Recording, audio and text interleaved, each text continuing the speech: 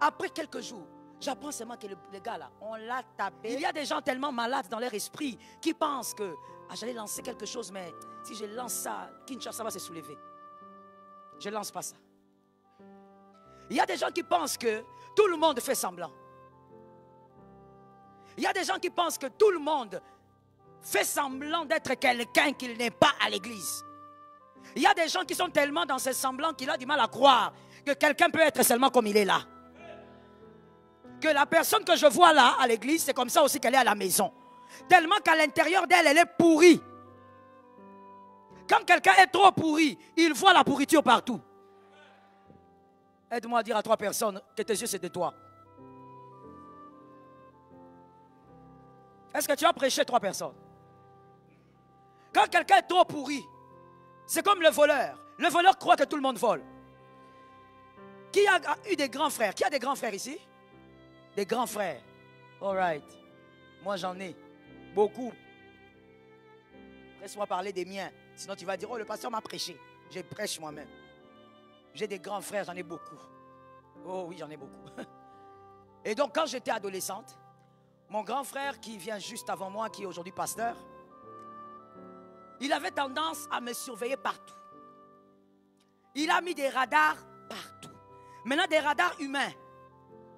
Donc tu vois, je veux seulement, comme je ne sortais pas beaucoup, avec quel père on allait sortir. Donc des fois on va juste acheter un petit bonbon. Et là même c'est maman qui disait, vas-y, il faut aussi aller au coin, va acheter un bonbon. Je vais acheter un petit bonbon au coin. Je vois seulement un gars au coin. Mais le gars là, même si je ne sors pas beaucoup, je sais que celui-ci ne va pas les bonbons. Mais où est la maman qui vend les bonbons? Le gars là il vient, il est là, posté. Bonjour, tu veux les bonbons? Prends. Oh. Yamakasi ton déni. Tu comprends pas. Tu te déplaces un peu, tu commences à rentrer. Tu vois quelqu'un d'autre dans in the bush, c'est-à-dire dans la brousse quoi, en train de te surveiller. Mais Okozoka. Je regarde, je dis, oh, mais il est dans la forêt ce gars. Il est là, en train de... C'est pas comme Superman. Je dis, mais c'est quoi ça? Et quand tu rentres à la maison, je trouve mon grand frère me regarder. Tu étais allé où? Acheter le bonbon. Oh. What is that? What is that? Mais tu sais pourquoi il était comme ça? Un grand tireur d'élite. Quand il va écouter ça, il va me gronder. Un grand tireur d'élite à un niveau. Aujourd'hui, quand il témoigne chez les jeunes sont étonnés. Il est pasteur, comme je te dis aujourd'hui. Les gens sont étonnés d'écouter comment l'être humain, jusqu'où l'être humain peut aller avec les femmes. Hein? Toi, tu en as 3, tu crois que tu es quelqu'un. Tu as seulement 3 petites, tu crois que tu es quelqu'un. Parce que lui-même était terrible. Terrible, il ne peut pas laisser là où la main est passée et repasser. Une fille ne peut pas entrer dans les quartiers sans que lui. Et comme il était le chef d'un gang, ça veut dire que des fois les autres la trouvent pour lui. Cette femme-là, c'est pour les chefs. C'est pour les chefs. Donc, quand on dit cette femme-là, on ne touche pas. C'est pour lui, le chef. Et il fallait voir maintenant quelle surveillance. Parce qu'elle lui-même connaissait toutes les techniques. Le voleur pense que tout le monde. Il y a je me rappelle un jour un garçon, pitié. Je ne sais pas où est-ce qu'il est. Mais peut-être que lui m'a reconnu un jour sur les réseaux. Frère, je demande pardon. Ce n'était pas de ma faute, mon frère. Je n'ai jamais eu l'occasion de demander pardon. Je suis toujours allé acheter les bonbons, toujours. Le même système. Maman me dit, va acheter des bonbons. Je vais là-bas. J'achète les bonbons. Le pauvre frère, il venait d'entrer dans le quartier, I don't know. Et il me voit. Ah bonjour. Moi aussi, bonjour. La bonne éducation ici va nous tuer. Je réponds bonjour. Et puis il me dit, ça va? Je dis, oui, ça va. Les peu de minutes là de, ça va? Oui, ça va. Le radar avait localisé. Un radar était là, il a regardé. Ok. Après quelques jours, j'apprends seulement que le gars là, on l'a tapé, on l'a cassé les pieds. Je te dis sérieusement, on l'a rossé au point de casser les pieds. Je dis, oh. Moi j'avais pitié, je dis, qui a fait ça? Ce sont les brigands du quartier ou bien? Ma mère aussi s'inquiétait, oh ce quartier n'est plus devenu sûr. Comment on peut taper ce garçon comme ça? Oh le pauvre garçon. Mais à un moment donné seulement, mon esprit a commencé à travailler.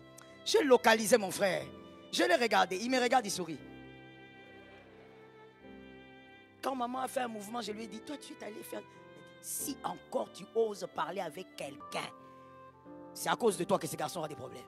J'ai dit, oh, pourquoi? Grand tireur. Il ne calcule pas. Le pourri pense que tout le monde est pourri. Le pourri a du mal à croire que quelqu'un peut être vrai. Simplement comme vous la voyez. Non, parce que lui, il a 15 faces. C'est le maître de semblant. C'est le clown, comme on appelle. Il a beaucoup de faces. Quand il voit les gens, il pense toujours que les gens sont hypocrites. Il pense toujours que les gens font semblant. Pourquoi? Parce que Jésus est leur vie. Ils ont déjà compris qu'avoir 15 faces ne sert à rien. C'est tout. Tu dois être délivré de ça. Tu es devenu un tombeau blanchi. Tu fais semblant pourquoi? Tu cherches quoi? Jésus a dit, vous êtes beau dehors, mais dedans. Le diable sait que vous êtes pourri dedans. Tu fais semblant ici, quand on dit même, dis à ton voisin, tu es là. Donc quand on te regarde, le mot sérieux, c'est pour toi qu'on a fabriqué ça.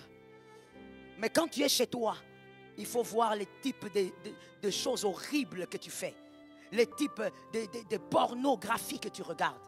Comment tu causes avec des femmes que tu n'as jamais vues ni d'Adam ni d'Ève, mais tu es là à parler, à envoyer tes nudes. Mais ici, dans la maison de Dieu, si on te regarde, on va te dire, toi, tu es le prêtre de cette église. Si on doit faire un couvent, tu dois être prêtre. Les tombeaux blanchis. Mon frère, c'est toi qui perds. C'est toi. Faire semblant devant ton pasteur, c'est toi qui perds. Dieu ne t'a pas donné un pasteur pour que tu fasses semblant. Dieu t'a donné un pasteur pour qu'il t'aide, il te redresse. Donne un amen normal que tu sors de cette chose. Dieu t'a donné un pasteur pour te redresser, pas pour que le pasteur t'apprécie. Et d'ailleurs, laisse-moi te choquer, peut-être que tu ne le sais pas, j'en profite pour le dire, et peut-être que je ne le redirai plus jamais. Écoute-moi très bien, il faut être un pasteur insensé, avec très peu d'intelligence pour croire que les personnes qu'on voit sont telles qu'elles sont. Ce n'est pas parce que je t'apprécie que je ne sais pas ce qui peut être derrière. Je peux te dire, tu es une bonne personne. Mais quand je te dis tu es une bonne personne, je vois le fond de ce que tu es. Mais je n'ignore pas que le monde t'a déformé. Ce côté, je ne te dirai pas. Je te dirai seulement que tu es une bonne personne. Pourquoi? Parce qu'en tant que pasteur, je dois t'encourager pour que tu ailles de l'avant. Mais ça ne veut pas dire qu'on ne sait pas. Une fois, il y a une sœur que je me rappelle encore. La centrale n'avait pas encore déménagé, l'église centrale. La sœur était ouvrière. Moi, je suis dans mon bureau. Le soir, je crois que c'était un mercredi, parce que je dormais à l'église. Et elle vient, elle passe au couloir, et moi, ma fenêtre, elle est là. Donc, je vois les gens qui passent. Elle passe par le couloir, je la vois. Et puis, elle repasse, et puis elle passe encore. Puis, à un moment, je sors, vers peut-être 18h, 19, 18. J'ouvre la porte, je la salue. Ah, bonjour, madame. Je dis bonjour. Je dis, c'est parce que tu viens d'où comme ça? Non, j'étais seulement ici à côté. J'étais allé acheter quelque chose. Je dis, acheter quelque chose. Je dis, viens un peu dans la lumière comme ça. Non, des fois, quand quelqu'un pense que vraiment tu n'as pas de cerveau, il faut lui faire comprendre que tu en as. Et que tu es né avant. Je dis, passe un peu comme ça dans la lumière. Elle passe dans la lumière. Je regarde. Je dis, mais toi, tu viens d'ici au coin. Tel que je te vois habillé là. Où est ton calbar? Oui, oui, oui. Comme tu as dit, Jesus. Jesus même c'est petit. Trouve autre chose maintenant. Moi, je fonctionne comme ça, mon frère. Avec celui qui se fait appeler mon fils, ma fille, je suis clair. Clair et cash. Je ne veux pas te blesser, mais je suis clair. Et si je te blesse, tu me dis que je t'ai blessé, parce que la douleur est relative, je te demande pardon à la minute.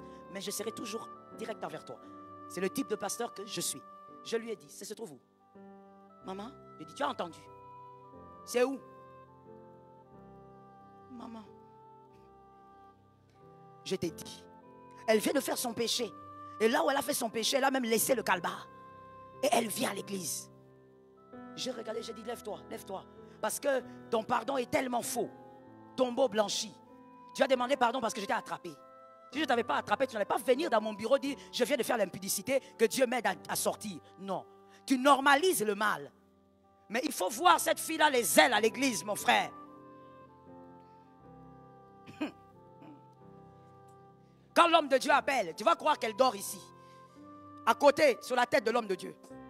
Quand elle cite seulement son nom, je donne un nom comme ça, Lydie. Ouais. Elle est là, comme si elle avait parachuté du ciel. Toujours là. Toujours en train de courir dans tous les sens. Impudique.